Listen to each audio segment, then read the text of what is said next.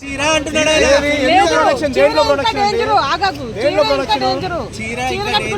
ఇలా పట్టుకొని ఇట్లా అనగానే బట్టలు సంకలలో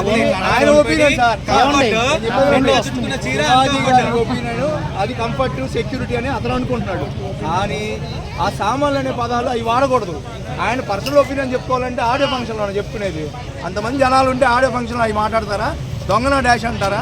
ఇది ఎంతవరకు తప్పని చెప్తున్నాం కదండి. ఆడవాళ్ళని దొంగన డాష్ శివాజీకే సపోర్ట్ చేస్తున్నప్పుడు మంచి కూడా మగోళ్ళు మనం మగజాతికి చెప్పమనండి. అరే మీరు ఇది వేసుకోండి, అదే ఆడవాళ్ళ గురించి నువ్వు మాట్లాడలేదు. అసలు ఆడవాళ్ళ గురించి ఆడవాళ్ళే మాట్లాడుకోవాలి, మగవాళ్ళు మాట్లాడలేదు. మీ ఇంట్లో మీరు ఏం జరిగినా కూడా మీరు మాట్లాడడం వాళ్ళకి ఫ్రీడమ్ ఇస్తాం అంతే.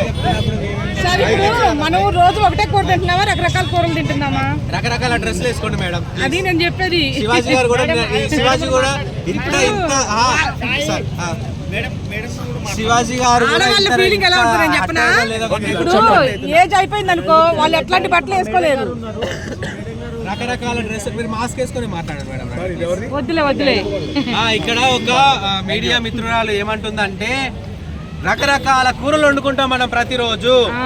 నాకు ఒకే బిర్యానీ నచ్చదు, ఒకే పప్పు నచ్చదు. పప్పులో పాలకూర వేసుకుంటా, ఆకుకూర వేసుకుంటా, తోటకూర వేసుకుంటా, పప్పును కూడా మార్చి తింటా నేను. సో నాకు రోజు పంజాబ్ డ్రెస్ వేసుకోవడం ఇష్టం లేదు, నేను రకరకాల డ్రెస్సులు వేసుకుంటా అని కొంత ఆడవాళ్ళు మంది వాళ్ళ ఒపీనియన్ వాళ్ళ తరపున ఈ మేడం వచ్చి మనల్ని అడగడం జరుగుతుంది. సరేనమ్మా, రోజు పప్పు తిన్నా నీకు నచ్చదు, నాకు నచ్చదు. కానీ పప్పును అతిగా తింటే గ్యాస్ ప్రాబ్లం వస్తుంది. అదే ఒకటే రోజు నువ్వు పప్పుని ఇంత రైస్ లో ఇంత వేసుకొని తింటే బాగుంటది. కానీ పప్పే తింటా నేను అన్నం తినను అంటే గ్యాస్ ఫామ్ అవుతుంది. అది చెప్పాడు శివాజీ గారు కూడా.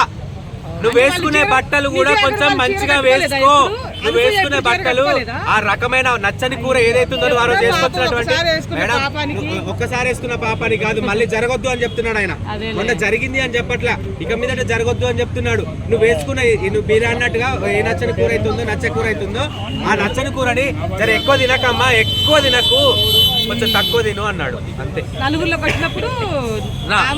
ఇంకొకటి మీరు ఎందుకు ఒప్పుకుంటున్నారు? సగం ఎందుకు ఒప్పుకుంటున్నారు? శివాజీ గారు దొంగ డాష్ అన్నదేమో మేము సపోర్ట్ చేస్తున్నప్పుడు తప్పైపోయింది, మీరు సగం ఎందుకు ఒప్పుకుంటున్నారు? మీరు కూడా ఫుల్ గా శివాజీ గారికి నెగిటివ్ గా ఉండాలి. శివాజీ గారికి మేము కూడా అంతే. ఆయన మాట్లాడిన రెండు విషయాల మీద ఏ విషయాలైతే ఇంటెన్షన్ రాంగ్, సామాన్లు ఆయన మనసులో ఒకటి పెట్టుకొని ఉన్నాడు కాబట్టి ఆ ఇంటెన్షన్ రాంగ్ అని మేము ఒప్పుకుంటున్నాము. ఓకేనా? ఇంకొకటి దొంగ డాష్ అన్నాడు, అది తప్పు. ఖచ్చితంగా ఆయన సారీ చెప్పాలి.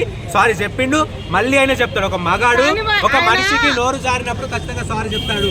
సారీ చెప్పాడు కూడా. కానీ మిగతా విషయాలన్నీ కరెక్ట్. ఏ రకంగా